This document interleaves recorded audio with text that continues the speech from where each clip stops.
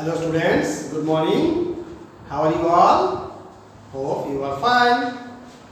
Students, in our last literature class, we learned up to part 1, chapter 6 from course book. Okay? Today we will learn part 2, course book, chapter 6. So let us start.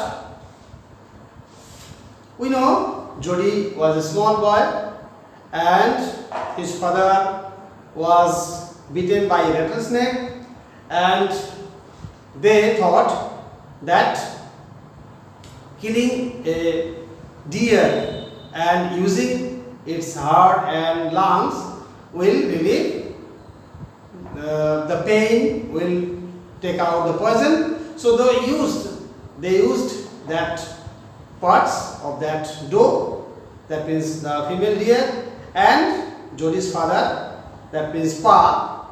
Okay, Jody's father Pa is recovering from illness. Now Jody is thinking about that little fawn, that means the motherless fawn, motherless baby deer.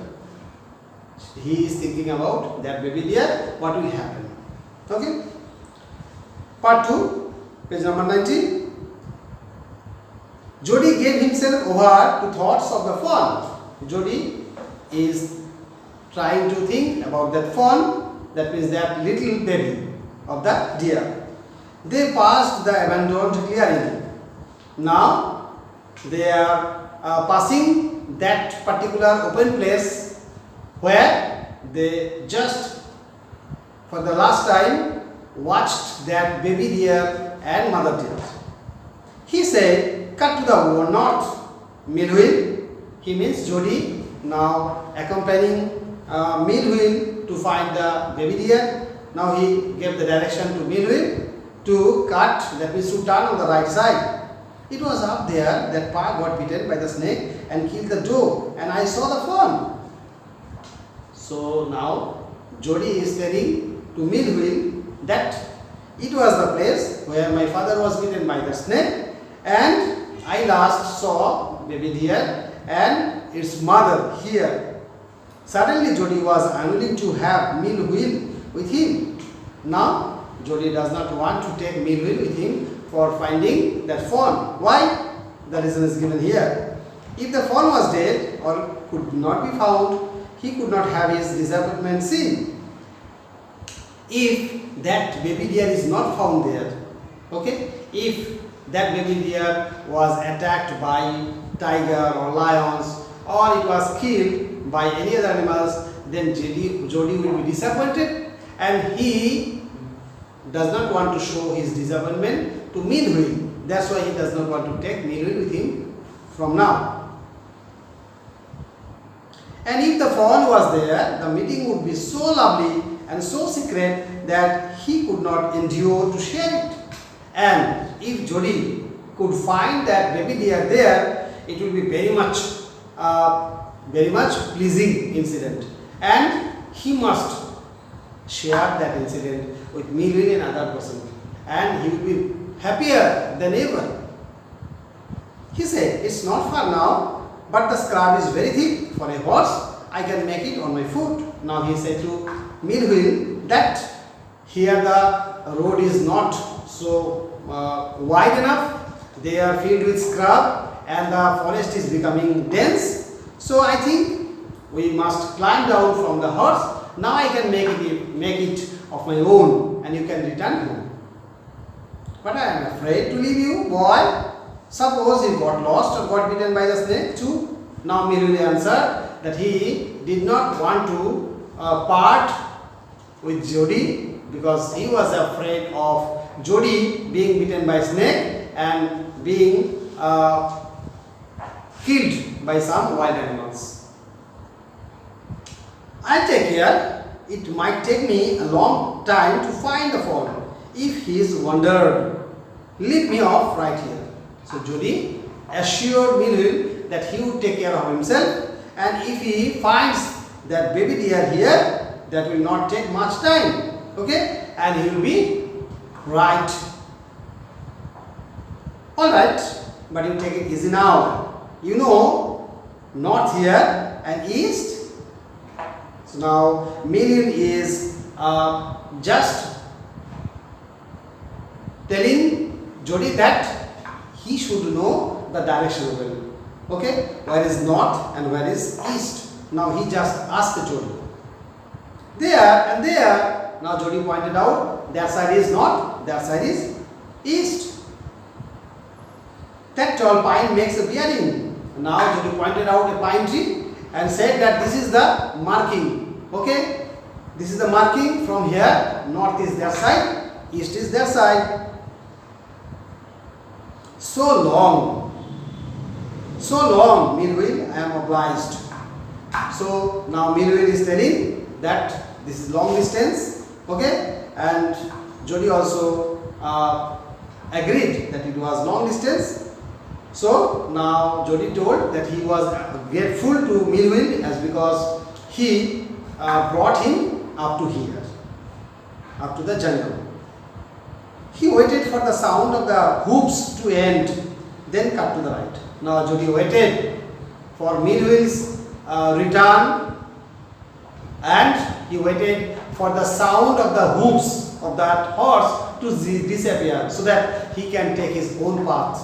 Okay? The scrub was still. There were small trees which were called scrub, and they were still on the way. Only his own crackling of twigs sounded across the silence. Now there was silence, and Jody's stepping was just heard. His stepping sound, that means he is keeping his feet wherever the sound is coming from, there only, no other sound. He wondered for an instant if he had mistaken his direction. Now Jody tried to understand if he lost his direction or if he well knows the direction as it described to Millville. Then a buzzard rose in front of him and flapped into the air. So buzzard is a bird, you can see on the right hand side meaning. So now Jody found a buzzard, and he found that it was just trying to fly up in the air.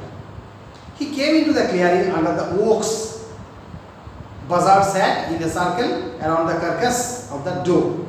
Now he again did what? He came into the clearing, that means that place where it was actually under an oak tree. And what he found? Buzzards, that means a number of birds, that varieties of birds sat in a circle. Actually they are surrounding a carcass, that means a dead body, okay, of the doe, that means the doe which Jody and his father killed. The buzzards, that means that type of bird which lived on those dead animals, they were surrounding the dead body, that means carcass. They turned their heads on their long scrawny neck and hissed at him. The buzzards did what? Watched Jody coming, and with their bony long necks, they just tried to make some sound at Jody. Actually they were afraid of Jody, and that's why they were making some sound. He parted the brush and at that place where he had seen the fawn. So he left that area where actually he last saw the fawn. Notice the fawn. It did not seem possible that it was only yesterday. Jody could not think that it was only yesterday he found the fawn there. Now it is looking like a new place. The fawn was not there. He circled the clearing, then he tried to round that place. Okay? There was no sound, no sign, no sound of that fawn, and no sign of that fawn. That means the fawn is not there.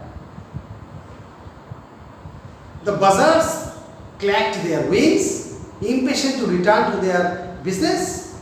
Buzzards, that means those birds trying to make some unnatural sounds, as because Jody was there present, and they were actually very much impatient. That means they were eagerly waiting to do their business, that means to feed on the dead bodies of that Joe. door. Okay, and because of the presence of Jody, they were not able to do that. He returned to the spot where the fawn had emerged. So he now came to that spot from where the baby deer came out and dropped on all fours, and that baby deer actually was on the legs and knees. Legs and knees, that means that baby was that time crawling.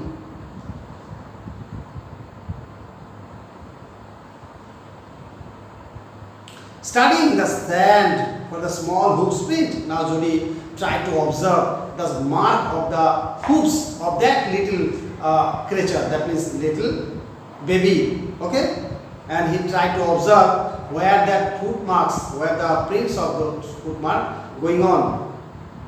The night's rain had washed away all tracks except those of cat and buzzards. So it was a rainy night last night, and that's why all the prints are washed away. Only the prints of cats and buzzards are there, not the prints of deer and the fawn. Now coming to part 3. Movement directly in front of him startled him so that he tumbled backwards. So there was some sound, there was some movement, and that's why he was puzzled. Okay, and he was surprised a little bit. He was going to fall backward. Okay, not going to fall, actually fell backward. The fawn lifted his face to his. Now Jody could find that little fawn there, and that baby was looking at Jody. It turned its head with a wide wandering motion and shook him through with the stare of its liquid eyes. Okay, now the baby could be noticed clearly by Jody. Jody could see its very glowing eyes, very much wandering eyes, okay, which shook Jody, that means which moved Jody. Jody was very much amazed at the look of that baby, okay, and he was actually shaken with the stare of his liquid eyes. That means that baby's eyes were very much sparkling, okay. That's why baby fawn moved Jody. Jody actually became surprised to look at very innocent look of that little deer, that is baby deer. It was quivering, that means the baby deer's, that means the fawn's eyes were quivering, that means shaking, moving. It made no effort to rise or run. The baby deer did not try to run away or did not do any type of movement of afraid or being afraid. Jody could not trust himself to move. Jody could not trust himself to move. Jody also could not move. Okay? He whispered, "It's me." Now Jody tried to make the baby understand, tried to make the fawn understand, it's none but me. That means I am here to take you. I am here to look after you. Okay? He tried to make the baby understand, make the fawn understand that it's me. I am not an enemy. I am your friend. The fawn lifted his nose, scenting him. Fawn did what? Just raised his nose and tried to smell. Tried to smell what? If there is any uneasiness or any unwanted incident is going to happen. So just that they are trying to understand by scenting. He reached out one hand and laid it on the soft neck. Now Jody did what? He stretched one of his hands and just put that hand on the fawn's neck. That means he touched the baby deer. The touch made him delirious. That means whenever Jody touched the fawn just moved. Okay? The fawn became something strange nature. Became that means the baby deer was very much startled. puzzled. Who is that boy? He moved forward on all fours until he was close beside him. What did the baby deer do? The baby deer just moved close to Jody. That is, he is coming close to Jody. That baby deer was trying to make friend with Jody. And he came close by Jody. He put his arms around his body. Now, Jody did what? Jody just put his arms all over the body of that fawn. A light convulsion passed over it, but it did not strike. So there was some movement over the body, and that movement was not the movement of fear. Okay? So the fawn were a china deer and he might break it. So now Jody thought that the deer might be injured if he strikes it with force. That's why he gently touched all over the body and touched as if the deer was a toy made of china clay. Okay? Its skin was very soft. You know what it means? It was sleek and clean and had a sweet scent of grass. So the baby deer was very much clean, okay, and sleek. Sleek means very plump. That means very beautiful to look at, and had a sweet scent of grass. And the baby had a scent on its body of what? Of grass. As we can scent from the body of a baby the scent of milk. So here, as the baby is now born and eating some grass, so there is the scent of grass. Might be the baby is not eating grass, it was just lying on the grass, that's why the scent is of grass. Okay. Next, he rose slowly and lifted the fawn from the ground. Jody lifted the fawn from the ground. That is Jody took the fawn in his arms. Its legs hung limply, and the legs were hanging from Jody's hand like that it was broken. Okay, they were surprisingly long, and he had to hoist the fawn as high as possible under his arms. So the leg of the deer, the baby deer, was too long. Okay, and that's why the legs were dangling. Dangling means hanging. Okay, and that was hanging from under his arms. Okay, it was afraid that it might kick and bleed aside and smell of its mother. He was afraid. He means Jody. Jody was afraid that it might kick. Jody was afraid that the deer might kick him. Okay, and it may give shout. As because what? Sight and smell of his mother. Because Jody also was responsible for killing its mother, and there is the scent of the baby deer's mother in the body of Jody. So, scenting the mother's body odor, the deer might kick. That's why Jody was afraid. He started the cleaning and pushed his way into the thicket. So, Jody just left that clearing area and turned towards the path. Okay, and that was filled by bush. It was difficult to fight through his with his burden. It was difficult to fight through his with his burden.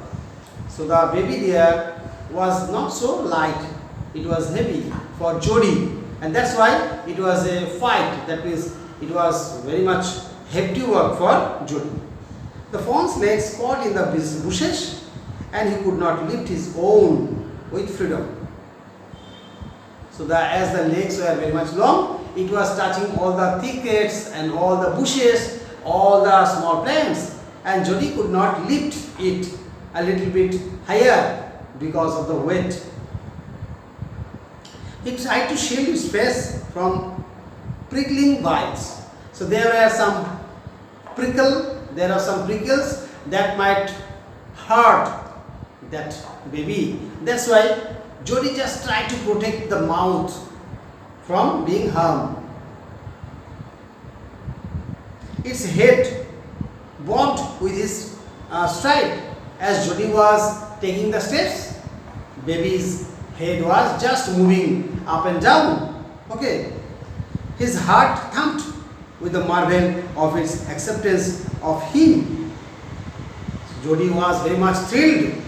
Jody could not imagine that the baby would easily accept him as the master or easily accept him as a friend. So the Jody is now proud because the deer is not afraid of him and the deer accepted him as a friend. He reached the trail and walked as fast as he could until he came to the intersection with the road home.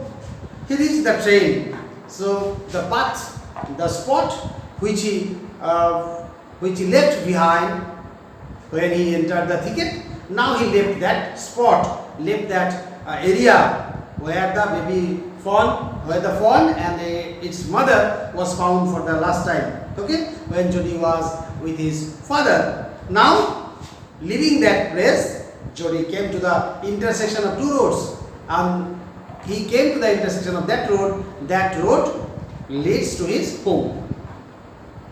He stopped to rest and set the fawn down on its dangling legs. Now, Jody was feeling the burden of that deer. Now he could not lift the weight anymore. Now he put the baby deer on the road and put the baby deer on its four legs, and which were very much wobbly. Wobbly, no? Unsteady. It wavered on them. The baby's leg was moving unsteadily. Okay, on for its weight, for the body weight. The baby could not take the body weight on its legs. That's why the body was just unsteady. It looked at him and bleated. The baby, that means fawn, looked at Jody and then shouted. That means gave the cry. He said, enchanted me, pleased. Baby Jody was very much pleased. Now he said to himself, I'll carry you after I get my breath.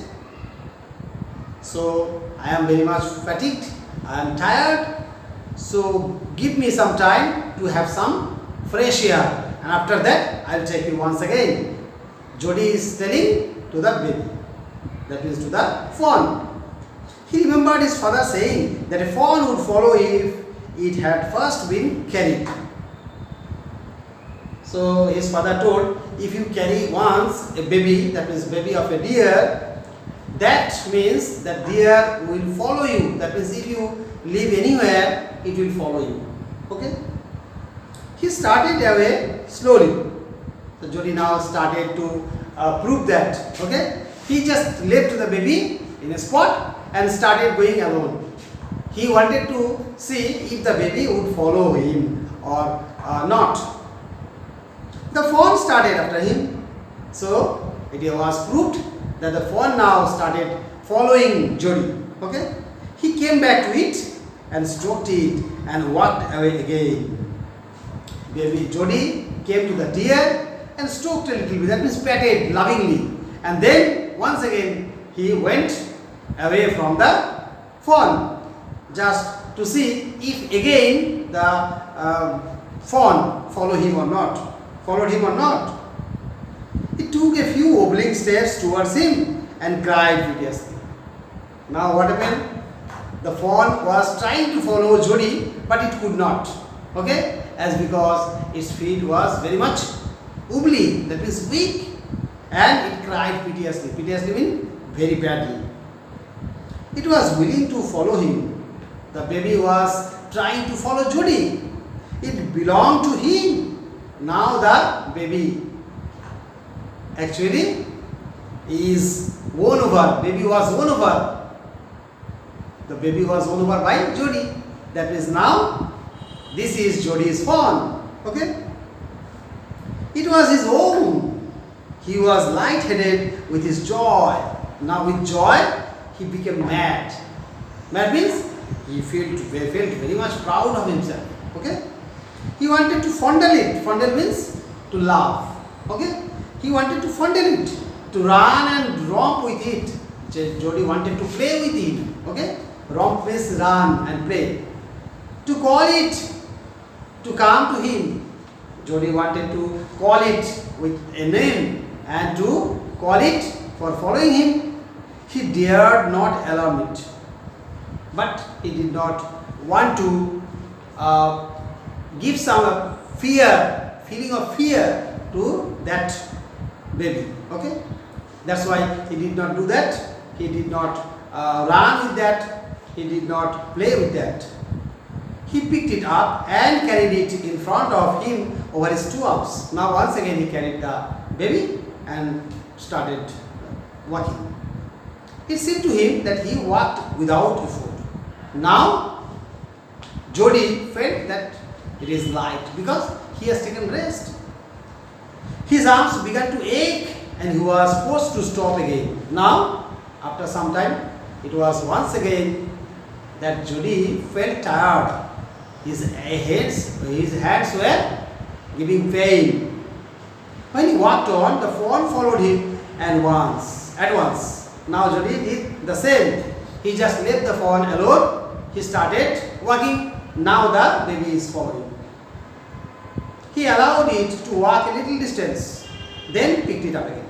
Now Jody walked for some time and the baby followed Jody. And after some time, once again Jody took the baby in his arms. The distance home was nothing, so Jody was just coming very near to his home, carrying it and watching it follow. Now carrying, watching follow. That means once carrying and then leaving. In this way, he actually walked over all the distance up to home. He was wet with sweat, but a light breeze blew through the June morning. So it was June and the morning was very much cool. Okay? Jody was just sweating, but there was light breeze. That's why what happened? That's why Jody's sweat was just drying. The sky was as clear as spring water in a blue china cup. Okay? He came to the clearing. He came to the clearing means an open spot. It was fresh and green after the night's rain. As because last night it was raining, the place is now very much green and clear. He fumbled with the latch and was finally obliged to set down the fawn and manage it. Now what happened? Jody was very much in difficulty. Okay? He was just trying to take it up to the home, but he did not do that. He just kept the baby down and the fawn to manage it, and the fawn also tried to follow. Then he had an idea. He would walk into the house, into Penny's bedroom with the fawn walking behind him. Now Jody had some idea that he would alone take entry into the house without the fawn in his arms, and the fawn would follow him. Okay? But at the steps, the fawn balked and refused to climb them. Now when Jody came to the steps of their home, it was a little bit higher and the fawn could not climb that stair. That means the baby was not ready to climb the stairs. It stopped in front of the steps of the house. Okay? You know steps means siri. He picked it up and went to his father. Penny lay with closed eyes. His father was actually lay on the bed with closed eyes. Now he took entry with the baby, that means with the fawn.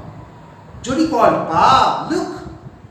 Penny turned his head. Jody stood beside him. The fawn clashed hard against him. Now his father looked at him, and that time the fawn was clutching Jody. Okay, that means it was very much attached to Jody's body. It seemed to Penny that the boy's eyes were as bright as the fawn's. Now his father noticed that his son's eyes were as bright as the baby's, that means as the fawn's eyes. They both were glad, they both were gleaming with joy. He said, "I am glad you found him." Now, father said, "I am proud that you have discovered the baby and you found that. I am glad very much, I am happy." Jody then went to the kitchen. The fawn whooped after him. Jody now entered into the kitchen and fawn also trying to follow Oobly. A pan of morning's milk stood in the kitchen shelf. So there was milk in the pan in the kitchen. Okay, the cream had risen on it. Cream was actually over the pot. He skimmed the cream into the jug. That means baby, for baby deer, that means for the fawn, Jody took some cream, okay, and put it into a jug. He poured milk into a small gourd. He took a gourd, you know, pumpkin type, okay, one type of vegetable. So in a gourd, he took some milk. He held it out to the fawn and then gave it to the fawn. It butted it suddenly. Spilling the milk. Now the fawn touched the gourd because there was the smell of milk. He saved it precariously from spilling over the floor. Now Jody held. Jody held the gourd so that the deer, baby deer, that is fawn, could not move the gourd and the milk does not split, that means coming over that gourd. It could make nothing of the milk in the gourd. The baby deer could not actually take any milk from the gourd. He dipped his fingers in the milk and thrust them into the fawn's soft wet mouth. Now Jody did what? Jody just dipped his finger into the milk and then touched his fingers to the mouth of the fawn. It sucked greedily. Now the baby deer tried to suck it, tried to taste the milk from Jody's finger. Okay. When he withdrew them, it bleated frantically and butted him. When Jody just kept out his fingers of the gourd, now the fawn started bleating. When Jody took out the fingers from the milk, now the baby deer started bleating. That means it was crying piteously to have it once again. He dipped his fingers again, and as the fawn sucked, he lowered them slowly into the milk. Now once again Jody dipped the fingers into the gourd and helped the baby to suck the milk. Okay, and the milk was slowly taken inside by the fawn. The fawn flew and sucked and snorted. The baby deer started having the taste of that milk and it was very much glad and snorted. Snorted means made some joyful sound from the nose. It stamped its small hoofs impatiently. Now the baby started jumping a little bit with pleasure, with joy. As long as he held his fingers below the level of the milk, the fawn was content. So as long as Jody put his finger inside the milk, the baby was very much glad and sucking it. Okay? And the fawn was content and the fawn was satisfied. It was ecstasy to feel its tongue against his hand. Now Jody felt some strange feeling. Okay? Jody felt something very much loving, charming, that the deer is touching his fingers and the deer was feeling content and Jody also very much pleased. This is a different type of feeling. Okay? Its small tail flicked back and forth. Now the baby deer's leg was moving sideways and front and back. For what? That means the deer was very much pleased, very much satisfied having the milk and being Jody as his friend, not his its, you can say, because it is baby deer, or you can say he is also, as because it is one of the characters, living character. Okay. The last of the milk vanished in a swirl of a foam and gurgling. So the last trace of the milk was vanished, and there was just remaining foam because of the air passing in the milk from the baby deer's mouth. Okay. So this is the end of part 3. So you must read this story, okay, again and again carefully. This is very interesting and the words are very much tough. Okay, I will supply you word meaning and you just need to read the story of your own once again with the help of those word meanings. Okay, and try to do the question answers. So thank you and have a good day. Bye.